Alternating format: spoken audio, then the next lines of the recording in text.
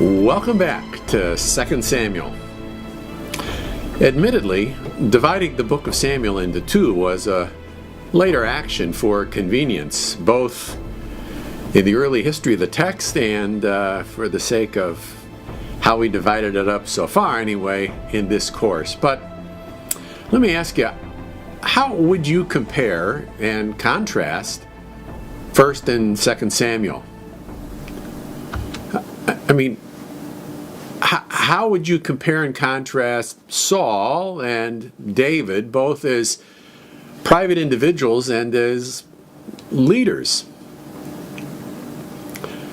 How would you explain an episode of untended vulnerability in David's life? I'm talking about chapters 11 and 12 with Bathsheba, or chapter 13, the dysfunction in the family, or chapter 24, David's insecurity is expressed in the census. And then, what did you think about the episode of tended vulnerability?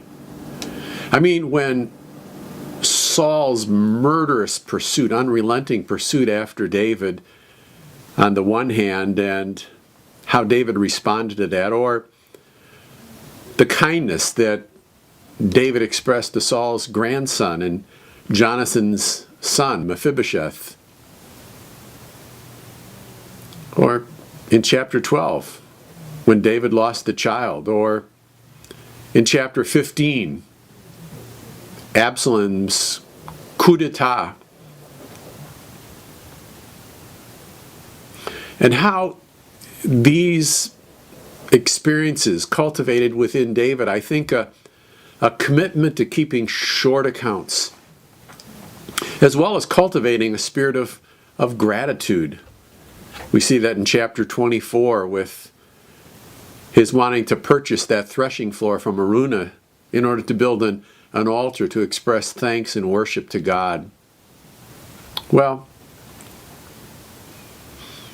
have you ever given much thought to the impact that the book of Samuel has on the New Testament?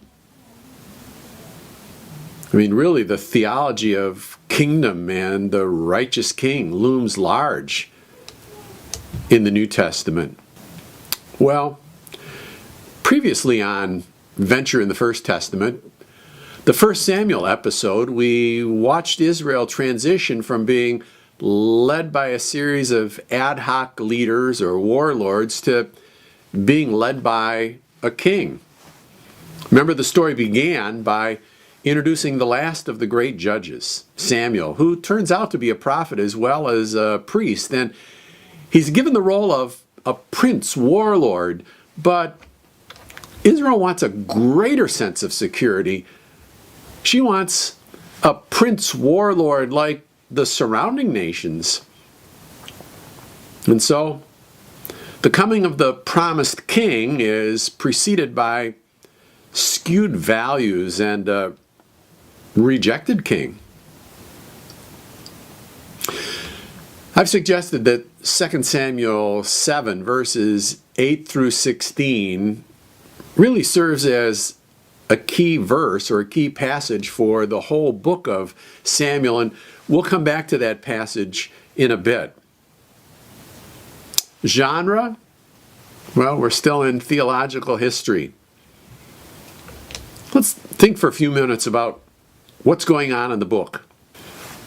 While the last 3 centuries or so have been tough, and we keep being shown that persons and families affiliated with the faith community are always only one generation away from paganism, and we learned that the clamoring to be more like the Gentiles was a fateful choice. Nevertheless, in 1 Samuel 13:14, the Lord seeks out for himself an ish kelavavo, a man according to his own heart.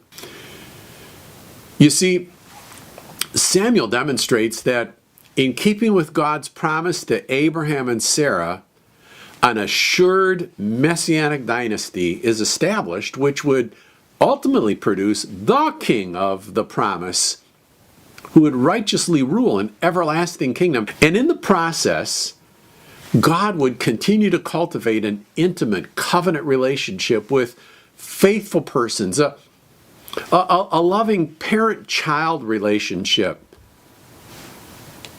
It also shows God's chesed, his steadfast love and covenant loyalty would never depart from David's line. So we could say that there are two threads that are intricately woven through the tapestry of the Samuel narrative: the promise covenant and the doctrine of divine authority.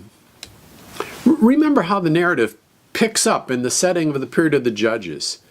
People clamoring for a king of their choosing, and what does the text do with that? It shows that the choice of the dynasty is God's alone. Now, I think the characters in focus say a lot. You noted the contrasting pairs: Eli and his sons versus Samuel, or Samuel versus his sons, and then Samuel versus Saul, and Saul versus Jonathan, and Saul versus David. You have this long list of contrasts throughout the narrative. It's true. A lot of press is given to the decline of Saul's authority and God's selection of David, and the really knotty transition between the two, in order to demonstrate that, at least in part, David was not a usurper. This was no coup d'etat plotted out and executed by David. In fact, the narrative takes pains to show that this person, after God's own heart, I mean, all his warts notwithstanding, held the throne lightly. That is, he understood it wasn't his. After all was said and done, it was Yahweh's. And I think this is demonstrated graphically by David's response to the considerable pressure from his supporters in 1 Samuel 24 to assassinate Saul and get to the work of governing. After all, hadn't he been anointed by God as king? Let's review the overall structure of Samuel. We're going to hit the rewind button for a second and go back to 1 Samuel and then segue into 2 Samuel. Remember, Act 1 of the Samuel history presents Samuel as judge. In Scene 1, Samuel is born and he is dedicated. Scene 2, we see the contempt of Eli's sons.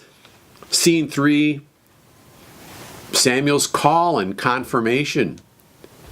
Scene 4, the ark, both as symbol and as reality. It was the symbol of God's real presence, but in reality, it was just the box, and it was not an adequate or legitimate object of faith. Scene 5, Samuel's rule over Israel in chapters 7 and 8, which brings us to Act 2. Saul as the Nagid, the commander-in-chief, the leader, beginning in 1 Samuel chapter 9. Scene 1, Israel asks for a king, actually back in chapter 8. Scene 2, Saul is discovered and anointed as Nagid. Scene 3, we see Saul with the prophets. Scene 4, Saul's chosen by Lot in chapter 10. Scene 5, the Ammonite War. Scene 6, Saul's leadership is affirmed. And then Samuel's farewell. Scene 7, the Philistine War in chapter 13 and 14. Scene 8, the Amalekite War. And then ultimately Saul's rejection in chapter 15. Which brings us to Act 3. David as Nagid and king. Scene 1, chapter 16. David's in Saul's court, 16 through 20. Scene 2, David as really a political fugitive in chapters 21 to 31, the end of 1 Samuel. Scene 3, David becomes king. 2 Samuel 1 through 8. Scene 4, David's failure and the consequences. Chapters 9 through 20. Scene 5, the conclusion of the narrative. Chapters 21 to 24.